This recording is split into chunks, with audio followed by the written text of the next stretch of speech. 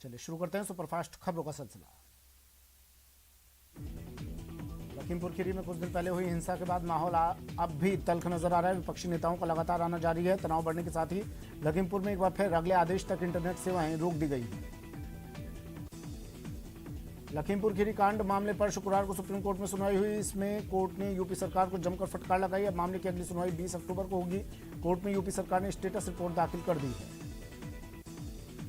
लखीमपुर खीरी हिंसा मामले में केंद्रीय गृह राज्य मंत्री अजय मिश्र टेनी के पुत्र आशीष मिश्र तय समय पर जांच एजेंसियों के समक्ष पेश नहीं हुए। अजय कुमार मिश्रा के आवास के बाहर एक और नोटिस छपवाकर उनके बेटे आशीष मिश्रा को आज सुबह 11 बजे पेश होने के लिए कहा गया। लखीमपुर हिंसा के मामले में कांग्रेस महासचिव प्रियंका गांधी वाड्रा ने कहा कि पूरे मामले पर सरकार को जिम्मेदारी लेनी चाहिए। उन्होंने कहा कि पीड़ितों को सरकार का पैसा नहीं बल्कि न्याय चाहिए। लखीमपुर में मारे गए पत्रकार के घर पर कांग्रेस नेता नवजोत सिंह सिद्धू मौन अनशन पर बैठ गए। सिद्धू ने कहा कि जब तक मंत्री के बेटे गिरफ्तार नहीं हो जाते अनशन से नहीं हटेंगे। शुक्रवार को शिरोमणि अकाली दल का 5 सदस्यीय प्रतिनिधिमंडल लखीमपुर खीरी पहुंचा है। अकाली प्रतिनिधिमंडल ने कहा कि लखीमपुर हिंसा के आरोपियों की जल्द गिरफ्तारी की मांग की है। सुप्रीम कोर्ट ने कहा कि भ्रष्टाचार के हर मामले में प्रारंभिक जांच करने के लिए न्यायिक निर्देश की जरूरत नहीं है। सुप्रीम कोर्ट ने इस मामले में फैसला देते हुए कहा कि सीबीआई भ्रष्टाचार मामले में विश्वसनीय जानकारी मिलने पर सीधे मुकदमे दर्ज कर सकती है। अफगानिस्तान के कुंदुज में जुमे की नमाज के दौरान जोरदार धमाका हुआ। इसमें 100 से ज्यादा लोगों की मौत हो गई और 107 घायल हैं। ये धमाका हजारा शिया मस्जिद को निशाना बनाकर किया गया। श्रीनगर की सड़कों पर आतंकी हमले में मारी गई एक शिक्षिका की अंतिम यात्रा निकली। इस अंतिम यात्रा में शामिल लोगों ने पाकिस्तान और आतंकी संगठन टीआरएफ के खिलाफ जमकर नारे लगाए। केंद्रीय गृह मंत्री अमित शाह ने जम्मू कश्मीर के उपराज्यपाल मनोज सिन्हा को दिल्ली बुलाया। माना जा रहा है कि गृह मंत्री और राज्यपाल की इस बैठक में आतंकियों के खिलाफ कठोर एक्शन पर बातचीत हो सकती है। G20 देशों की संसदों के अध्यक्षों के शिखर सम्मेलन में हिस्सा लेने इटली पहुंचे हैं। लोकसभा अध्यक्ष ओम बिरला ने क्लाइमेट चेंज और ग्लोबल वार्मिंग पर पूरी दुनिया का ध्यान आकर्षित किया। बिरला ने आर्थिक विकास के साथ पर्यावरण संरक्षण की अहमियत बताई। राजस्थान विधानसभा उपचुनाव में नामांकन के आखिरी दिन कांग्रेस बीजेपी में दाखिले की दौड़ देखने को मिली। वल्लभनगर में हिम्मत झाला ने बीजेपी की ओर से पर्चा दाखिल किया, जबकि धरियावत से खेत सिंह मीणा ने नामांकन किया। उधर कांग्रेस की ओर से वल्लभनगर से प्रीति शक्तावत और धरियावत से नगराज मीणा ने नॉमिनेशन किया। नॉमिनेशन के आखिरी दिन कांग्रेस का शक्ति प्रदर्शन देखने को मिला। धरियावत और वल्लभनगर में सीएम गहलोत ने जनसभा को संबोधित किया। इस दौरान उन्होंने जनता से विकास के लिए वोट करने की अपील की। नॉमिनेशन के बाद बीजेपी की ओर से भी जनसभाएं आयोजित की गई। वल्लभनगर और धरियावत में सतीश पुनिया ने हुंकार भरी। उन्होंने गहलोत सरकार पर वार किया और दोनों सीट पर जीत का दावा किया। वल्लभनगर के दंगल में बीजेपी के प्रबल दावेदार माने जा रहे हैं उदयलाल डांगी का टिकट कटने के बाद उन्होंने आरएलपी का दामन थामा और बेनीवाल की मौजूदगी में ही आरएलपी से नामांकन भर दिया। कांग्रेस गुजरात प्रभारी और राजस्थान के चिकित्सा मंत्री रघु शर्मा आज दोपहर बाद अहमदाबाद जाएंगे और कांग्रेस पदाधिकारियों के साथ बैठक करेंगे। बता दें कि प्रभारी के तौर पर रघु शर्मा का पहला गुजरात दौरा होगा। टाटा ग्रुप को एयर इंडिया की कमान मिली है। कंपनी ने सबसे बड़ी बोली लगाई। निवेश और सार्वजनिक परिसंपत्ति प्रबंधन विभाग के सचिव तुहिनकांत पांडे ने कहा, मंत्रियों की समिति ने एयर इंडिया के लिए विजेता बोली को मंजूरी दी है। टाटा सन्स ने एयर इंडिया के लिए 18,000 करोड़ रुपए की विजेता बोली दी। एयर इंडिया की घर वापसी होने के बाद रतन टाटा ने खुशी जाहिर की और ट्वीट कर लिखा कि एक बार फिर टाटा ग्रुप में एयर इंडिया का स्वागत है। ब्रिटेन से आने वाले ब्रिटिश नागरिकों के लिए स्वास्थ्य मंत्रालय नए दिशा निर्देश जारी करने जा रहा है, क्योंकि ब्रिटेन ने कोविशील्ड से वैक्सीनेटेड लोगों के लिए अनिवार्य परीक्षण और क्वारंटीन मानदंड रोकने का आदेश दिया है। टोक्यो ओलंपिक में गोल्ड मेडल जीतने वाले नीरज चोपड़ा के भाले की नीलामी में सबसे ज्यादा बोली 1.5 करोड़ रुपए लगी है। वहीं भवानी देवी की ऑटोग्राफ की गई फेंसिंग की तलवार भी 1.25 करोड़ में नीलाम हुई। यूपी के गाजियाबाद में हिंडन एयरबेस पर 89वां एयरफोर्स डे मनाया जा रहा है। साथ ही वायुसेना देश आजादी की 75वीं सालगिरह भी मना रही है। वायुसेना के वीरों ने आकाश में अपना पराक्रम दिखाया।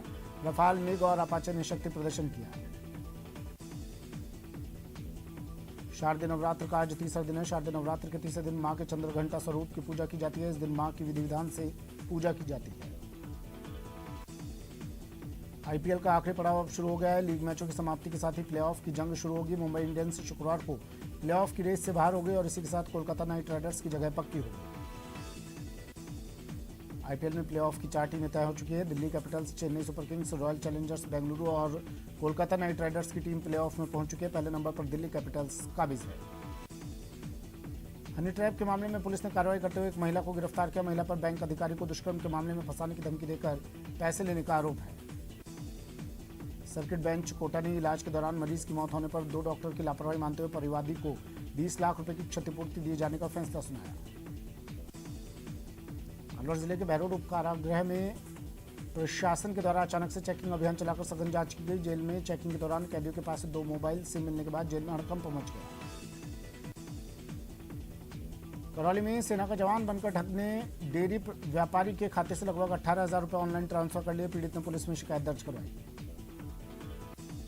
सट्टेबाजी के खिलाफ उदयपुर पुलिस ने 2 बड़ी कार्रवाई की और आईपीएल मैचों पर सट्टा लगाते 2 सट्टेबाजों को गिरफ्तार किया। साथ ही 40,000 कैश और लाखों का हिसाब किताब भी पकड़ा।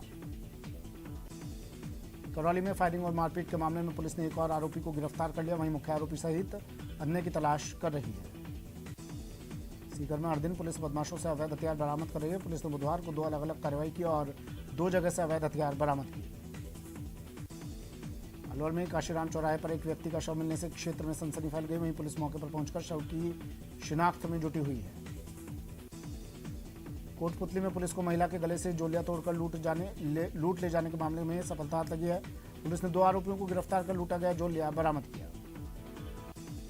कोटा में आरोपी की मदद करने और केस को रफा दफा करने के एवज में रिश्वत लेने के 11 साल पुराने मामले में एसीबी कोर्ट ने आरोपी एएसआई को 4 साल की सजा सुनाई और 70,000 रुपए के अर्थदंड से दंडित किया।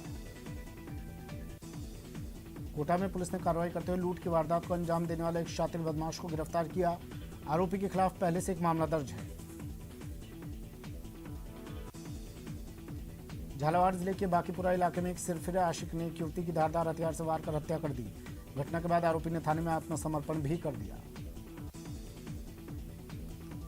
धौलपुर जिले में पुलिस ने कार्रवाई करते हुए अवैध हथियार बनाने का बड़ा जखीरा पकड़ा। पुलिस ने कार्रवाई के दौरान आरोपी पिता पुत्र को गिरफ्तार किया और मौके से अवैध हथियार बनाने के उपकरण बरामद किए। अलवर में पुलिस और बदमाशों के बीच मुठभेड़ हुई जिसमें एक बदमाश को गोली लगी। बदमाश को अस्पताल में भर्ती करवाया गया। भरतपुर में बेखौफ बदमाशों ने पुलिस पर 20 से 25 राउंड फायरिंग की। जवाब में पुलिस ने भी फायरिंग की और घेराबंदी कर 3 बदमाशों को गिरफ्तार कर लिया।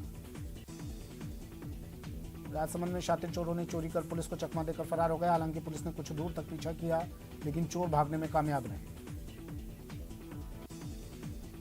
अलवर में भी चोरों का आतंक देखने को मिला, जहां दिन दहाड़े बदमाश एक बुजुर्ग के थैले से 1 लाख रुपए पार कर फरार हो गए। शिकायत के बाद पुलिस मामले की जांच में जुट गई है। धौलपुर में भी घुमंतु महिला और पुरुषों ने एक घर को निशाना बनाया और ताला तोड़कर अलमारी में रखे 4 लाख रुपए और 2 तोला सोना लेकर फरार हो गए। नशे के खिलाफ दौसा पुलिस ने बड़ी कार्रवाई की और एक बोलेरो गाड़ी से 240 लीटर हथकढ़ शराब बरामद की। साथ ही एक आरोपी को भी गिरफ्तार किया। डूंगरपुर जिले की बिछीवाड़ा थाना पुलिस ने अवैध शराब के खिलाफ बड़ी कार्रवाई को अंजाम दिया है। पुलिस ने कंटेनर से 515 पेटी अंग्रेजी शराब जब्त की जो कि गुजरात भेजी जा रही थी। कोटा में पढ़ाई के तनाव के चलते कोटा के ग्रामीण इलाके में एक 18 वर्षीय स्कूली छात्र ने विषाक्त का सेवन कर सुसाइड का प्रयास किया, लेकिन समय रहते छात्र को पास के अस्पताल ले जाया गया। पुलिस मामले की जांच में जुटी है। करौली के हिंडौन सिटी में जमीनी विवाद को लेकर 2 पक्षों के बीच खूनी संघर्ष हो गया। एक पक्ष ने दूसरे पर धारदार हथियारों से हमला कर दिया जिसमें एक पक्ष की महिला सहित 5 लोग घायल हो गए। वहीं दूसरे पक्ष के भी 2 लोग घायल हुए हैं। अलवर जिले में नंगलारुद्ध गांव के पास एक डंपर ने बाइक सवार युवक को टक्कर मारकर कुचल दिया जिससे युवक की मौके पर ही मौत हो गई। पाली जिले में ट्रेन की चपेट में आने से एक युवक की मौत हो गई। लोगों ने पुलिस को सूचना दी। पुलिस मौके पर पहुंची और शव का पोस्टमार्टम करवाया। टोंक जिले के उनियारा में नेशनल हाईवे 148 पर स्कूल वैन और बोलेरो में टक्कर हो गई। हादसे में पिता पुत्र की मौत हो गई जबकि 4 बच्चे घायल हो गए। लखीमपुर खीरी कांड को लेकर राजस्थान यूनिवर्सिटी के शिक्षकों ने भी सांकेतिक धरना प्रदर्शन किया और दोषियों पर कार्रवाई की मांग की। जयपुर में लो फ्लोर कर्मचारियों की 9 सूत्री मांगों को लेकर किए जा रहे आंदोलन के दूसरे दिन वरिष्ठ पदाधिकारियों सहित कई सक्रिय कार्यकर्ताओं ने प्रदर्शन किया। सीकर शहर के रोशनगंज इलाके में सीवरेज का पानी सड़क पर आने से लोगों को परेशानी का सामना करना पड़ रहा है। लोगों का कहना है कि 2 महीने से सीवरेज का पानी सड़क पर आ रहा है। इस वजह से इलाके में लोगों का रहना मुश्किल हो गया। फिलहाल इतना ही, दीजिए इजाजत, नमस्कार।